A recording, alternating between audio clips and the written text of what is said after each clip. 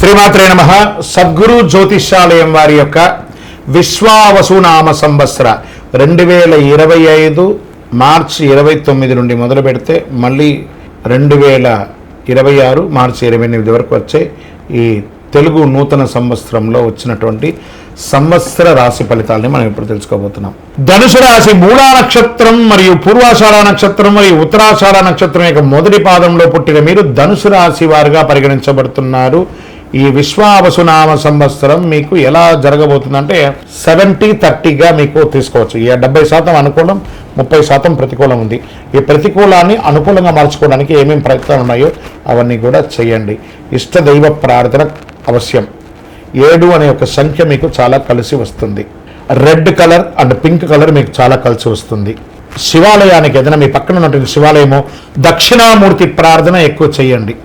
పసుపు రంగుతో మాల, పసుపు రంగు వస్త్రాన్ని స్వామివారికి ధరింపజేయండి. 9 అనే ఒక సంఖ్య గల చెప్పుని పేదవాళ్ళకి ఎవరికైనా దానంగా ఇవ్వండి. మీ వయసు ఎంత ఉందో అన్ని సంఖ్యతో మీ నక్షత్రం రోజు పరిసర ప్రాంతాల్లో ఏదైనా ఒక దేవాలయంకి వెళ్ళి ఆ దీపాన్ని వెలిగించండి. ఇంకను సకల దోషాలు తొలగి ఆనందంగా ఉండడానికి అతి శక్తివంతమైనటువంటి కరుంగాలి మాలను ధరించడానికి ప్రయత్నం చేయండి.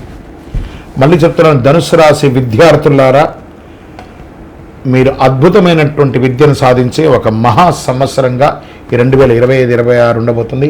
గెట్ రెడీ, విజయోస్తు. ద్వాదశ రాశుల్లో ఉన్నటువంటి మీరు ఆయురారోగ్య ఐశ్వర్య భోగభాగ్యాలతో ఉండాలని అఖిలాండ కోటి బ్రహ్మాండ నాయకుడు శ్రీ ధర్మశాస్త్ర అయ్యప్ప స్వామి వారిని సదా సర్వావస్థలందు మీకోసం, మీ క్షేమం కోసం ప్రార్థన చేస్తున్నాం. మీరు తిరుపతికి వచ్చినప్పుడు మన అయ్యప్ప స్వామి వారి 18 అవతారముల దేవాలయం జీవకోన తిరుపతిలో ఉంటుంది. రైల్వే స్టేషన్ నుండి, బస్టాండ్ నుండి 3 కిలోమీటర్ దూరంలో. ఒక్కసారి పుట్టినందుకు ఒక్కసారైనా అందులో అడుగు పెట్టండి. అందులో 27 నక్షత్రాలను కూడా ప్రతిష్ఠ చేయబోతున్నాం త్వరలో. మీరు వచ్చి దర్శనం చేసుకోండి. మీ యొక్క దోషాలన్నీ తొలగి ఆనందంగా ఉండండి. వందే మాతరం, వందే మాతరం, వందే మాతరం. శరణమయ్యప్ప.